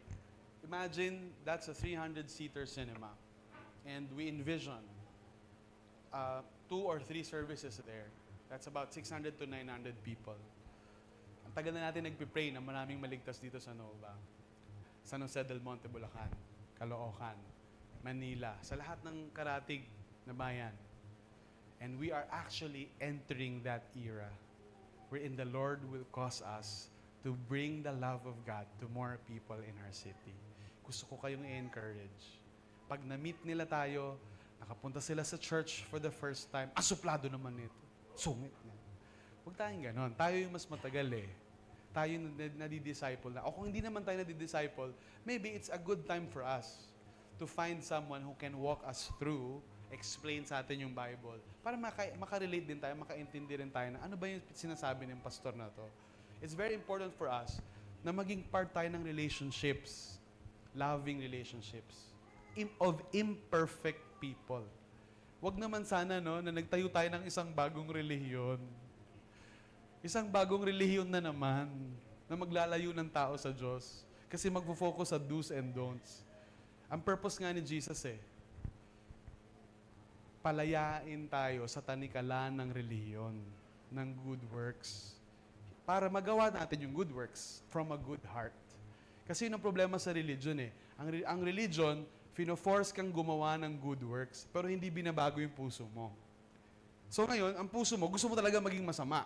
Kailan takot ka sa imperno. So gagawa ka ng mabuti para mabawasan yung kasalanan mo. Yun ang religion Or pipigilan mo yung sarili mo, isusupress mo talaga yung nature mo. Pero ang gospel, pabaligtad. Nagsisimula muna siya sa loob. Na-encounter mo yung love ni God, nalalaman mo na hindi ka pala mahal ni Lord dahil masunurin ka, dahil tinupad mo yung 10 utos, dahil pala donate ka. Mahal ka ni Lord kahit nung masama ka pa. Nung na-encounter mo yun, grabe, mahal niya ako kahit nung hindi pa ako mabuti. Binabago nun yung puso natin. Bilang sukli sa kabutihan ng Diyos, gagawa ka na ng mabuti ngayon. So pag mature ka na sa gospel, strong in the gospel ka na, nagbabago na yung puso natin. Hindi na tayo parang palasita ng do's and don'ts. Hindi tayo relihiyoso. Nagiging mas focus na tayo sa love, relationship. Ano yung makakabuti sa kapatid ko? Ano lang yung naiintindihan niya? Ano yung hindi niya pa naiintindihan? Hindi na tayo makasarili. Na, basta ako, huwag niyo akong bawalan, ito yung gusto ko. Makasarili yun eh. Ikaw lang yun eh. Nagiging ano ka na, willing ka nang mag-adjust. Langaw na to. Willing ka nang mag-adjust para sa, ibig ko sabihin, hindi langaw yung kausap mo. May dumaan na langaw. Literal, oh. So, kahit nasan ka pa, no? Ano man yung dinadaanan mo, nagiging channel ka ng love ni God. So how many of you believe God can fill that cinema with 300 loving people? Another service, we're gonna see this city change. And ako, I'm very hopeful. Nangangarap ako, kasama ninyo. Lumalaki na yung mga anak ko. Sana pag elementary na sila, high school na sila, college na sila, iba na yung bansa natin. Because there's hope in the gospel. There's hope in God. And as young people know God, we are changing the society. One student, one community, one family at a time. So I hope, yung mga malayo kay God, ilapit natin sila. Let's bring them near. Alisin natin sa sarili natin or sa mga post natin sa Facebook yung mga bagay na nakaka-offend sa ibang tao. Yung mga inaway ka, tapos pinost mo doon. Diba? Inalis mo yung, ano ba tawag doon? Huwag makita ni mga gano'n. Diba? Ngayon, syempre, hindi naman ibig sabihin maging perfect tayo, pero maging strong tayo sa gospel. Huwag tayong makasarili. Isipin natin what's good for others as well. And then, as the verse closes, sabi dito ni Paul, may the God of hope fill you with all joy and peace in believing, so that by the power of the Holy Spirit, you may abound in hope. At tayo, kaya natin kaya na makisama sa religious at sa irreligious. Kasi alam natin, hindi na religion to eh. Gospel na to, yung hope natin na kay Jesus eh. Sana, sabi ni Paul dun sa letter niya, sana magkaroon tayo ng mas malaking hope. Mas malaking hope. Para mas malaki rin yung love natin sa iba. Para pag nasaktan tayo ng iba, na-offend tayo ng iba, meron tayong mas matinding hope na kinakapitan. Hindi lang yung tao, hindi lang yung pastor natin, hindi lang yung coach natin, ang hope natin na kay Jesus. So forward pa rin tayo sa faith natin kahit minsan may hindi pagkakaunawaan, which is normal sa kahit anong human relationship. So sabi nga dyan, by the power of the Holy Spirit, you may abound in hope. So, para natin ito magagawa na mag-grow yung church natin, maraming taong masave, hindi natin ito pwedeng gawin lang ng usap-usap lang ng ganito. We need the power of the Holy Spirit. And how do we get the power of the Holy Spirit? How do we harness the power of the Holy Spirit? It begins with us surrendering to the Holy Spirit and saying, Lord, Espiritu ng Diyos, gusto ko pong mapagharian ng love mo. Kasi yun ang fruit ng Spirit love. Hindi law, hindi rules. Yes, may rules pa rin sa church. Meron, ginagalang natin instruction yan Nagbibigay ng hope, nagbibigay ng wisdom. Pero at the end of the day, ang confidence natin nasa love ni God. And yung Spirit niya, nagre-remind sa atin na anak tayo. Hindi na tayo kinokondemn. I myself am satisfied about you. Sabi nga ni Paul sa kanila, masaya ako, my brothers, that you yourselves are full of goodness. Mabait naman kayo. Mabuti naman kayo. Filled with all knowledge and able to instruct one another. Actually, okay naman kayo Romans, sabi ni Paul. Ayos naman kayo, kaya lang, but on some points, yan. I have written to you very boldly by way of reminder because of the grace given me by God. Pinapaalalahanan ko lang kayo. Ang ganda nung ni Paul, no? Hindi siya, apostle ako, makinig kayo sa akin. Hindi siya ganon. Sabi niya, okay naman kayo, naririnig niyo si Holy Spirit. Nababasa niyo yung salita niya, nire-remind ko lang kayo dahil sa grace na binigay ni Lord sa akin. So kahit si Paul mismo, sa ministry niya, dinedemonstrate niya na hindi about religion at saka hindi legalism, kundi love din at grace. Yun ibig sabihin ng grace, hindi deserved pero binibigay. To be a minister of Christ Jesus to the Gentiles in the priestly service of the gospel of God. Wow! Ang pag-share pala ng gospel, priestly service, para tayong pari. Sabi mo sa katabi mo, wow, pari! Oo, di ba? It's a priestly service. Kaya nga sa kingdom ni God, hindi natin kailangan ng mga pari. Kasi naging pari na tayong lahat. Ano ba ibig sabihin ng pari? Tagapamagitan ni God at mga tao. At sino namamagitan kay God tsaka sa mga tao? Isa lang naman yung ating high priest, si Jesus. So pag shinare natin si Jesus, paano magkaroon ng relationship sa Kanya, ano nangyayari sa atin? Tayo yung parang nagiging pare. Kaya may tinatawag na priesthood of all believers. O kaparian ng lahat ng mga mananampalataya. Naging pari tayong lahat. Naging taga-ugnay tayo ng Diyos sa tao. So kung may classmate ka, barkada, office mate, kasama sa negosyo, namumuhay siya ng immoral o malayo sa Panginoon, hindi mo siya papaluin ng Bible mo. Kundi ang gagawin mo, mag-walk ka in love with the person. Siyempre, kasama sa love yun. Minsan sabi mo sa kanya, mali yan. Love yun eh. Di ba kung may ginagawang mali yung anak ko, sabihin ko sa kanya, mali yun. In a loving way. Di ba? And kung hindi mo naman siya anak, hindi mo yung pwedeng gawin. Di ba? So, kailangan mag-build ka ng relationship sa kanya. And ang ano lang naman dyan, yung pagsita-sita, hindi naman masama sa church yan. Pero depende yan sa lalim ng relasyon. So, minsan yung wife ko, may mga sinasabi sa akin, Tim, ganito, ganyan. Eh, wife ko yun eh. Diba?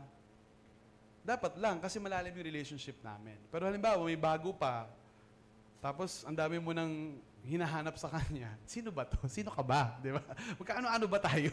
Diba? Mag-walk muna kayo in relationship. Huwag naman puro rules na, diba? Dapat bago niya ma-encounter yung rules, ma-encounter niya muna yung spirit ng rules, which is yung love. Yung love ni God that loves about isa. Okay? So, as we end the series ng pag-asa, our hope does not end. Kasi yung hope natin is a person. Yun ang kakaiba sa atin eh. May hope din naman yung mundo. Yung iba nga, iba pa yung hope nila eh. Oh, right? Pero tayo, ang hope natin, person, si Jesus.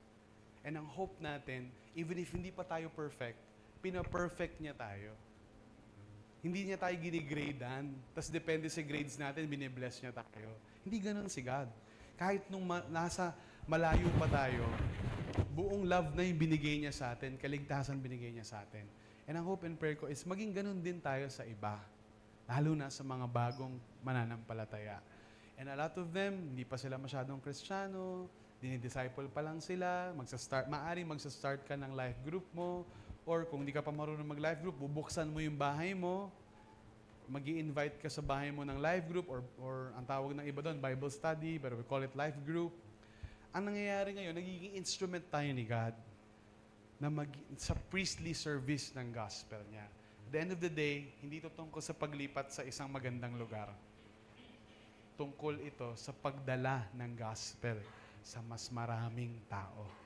Remember, yun yung mission ng Diyos. And dati, tayo yung mini-mission ng Diyos. Dati, ikaw yun, kapatid. Ikaw yung problema dahil malayo ka sa Diyos.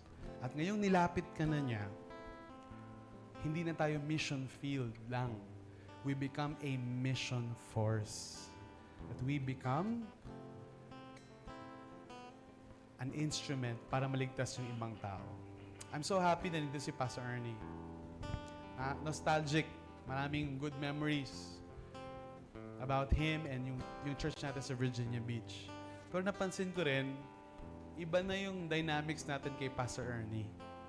Hindi na siya pumupunta dito para i-share yung gospel sa atin. Hindi. Kasama niya na tayo na nag-share ng gospel. Hindi na tayo mini-missionan lang. We become a mission force.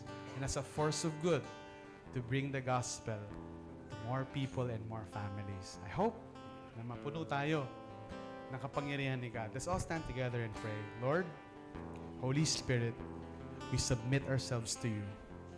Gusto po namin, Panginoon, na ma-experience yung kapangyarihan mo, ma-experience yung kadakilaan mo.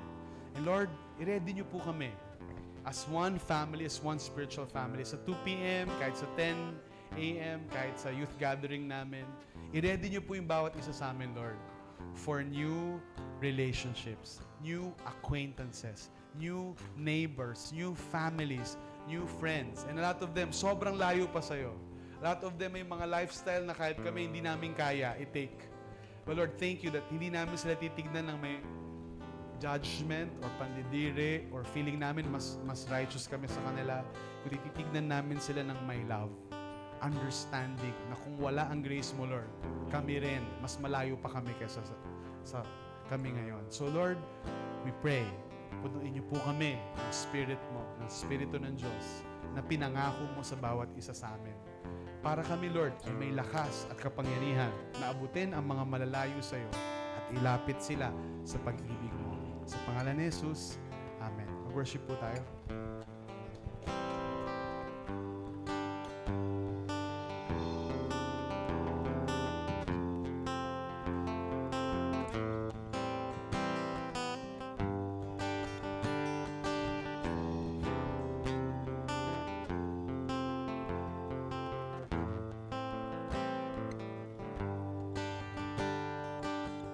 Dumadaloy, dumadaloy, banal ang pag-ibig mo. Umaagos, umaagos, banal ang pag-ibig mo. Bumabalot, bumabalot, banal ang pag-ibig mo. Dumadaloy, dumadaloy, banal ang pag-ibig mo. Umaagos, umaagos, banal ang pag-ibig mo. Bumabalot, bumabalot, banal ang pag-ibig mo. Alleluia, kadakila ang walang kapantay. Alleluia, sa iyong kalooban ako'y sasabay. Alleluia, kadakila ang walang kapantay. Alleluia, sa iyong kalooban ako'y sasabay. Alleluia,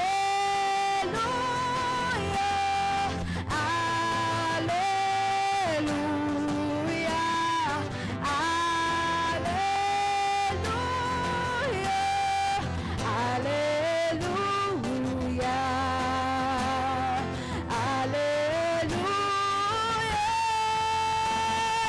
alleluia,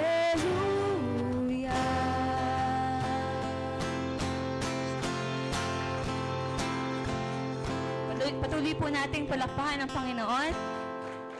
And as we end, let's pray, Lord. We thank you, Lord, and we receive your word for us today.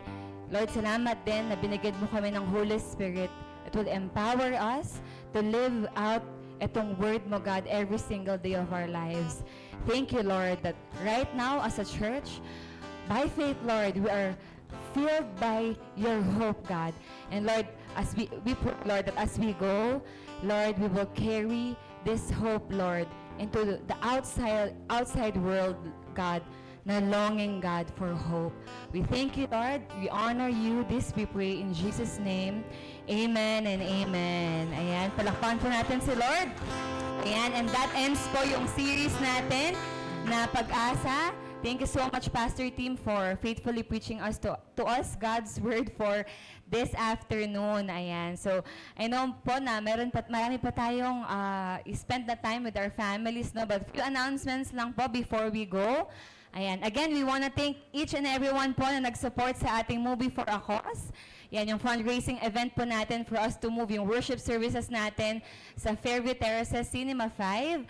Pero hindi lang po doon nag-end. Hopefully all of us po as one church will continue to pray and support this vision because hindi lang po ito pag-move out into a bigger place, no, pero ito yung vision po natin na marami pa pong pamilya, community, estudyante, no, in Caloocan, Quezon City, Bulacan, Valenzuela that will encounter the love of Jesus and be transformed. So, isa pa po, yan, magkita-kita po tayo sa June 7, yan. Sa live conference po natin. So, I think that's next week na po, if hindi ako nagkakamali sa date. Saturday, ayan. 10 a.m. po hanggang 12.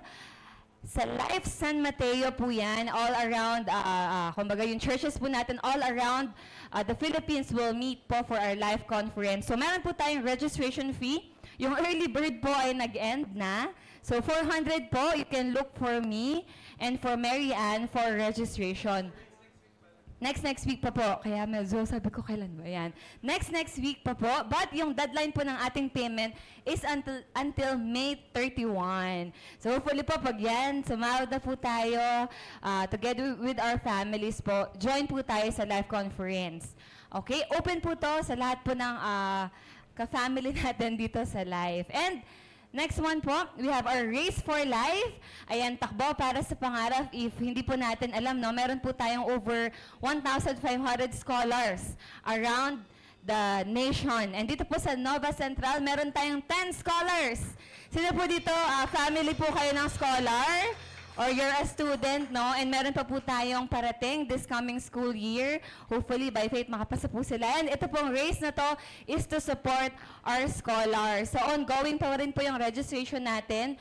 On August 16 po yung race sa MOA. Yan, very early in the morning po yan, 5 a.m.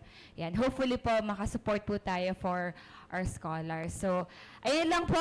Let's all be sent out, you know, as we bring the hope of Jesus in wherever we are. So, let's enjoy po the rest of our Sunday service. Our Sunday! May service. Ingat po tayo!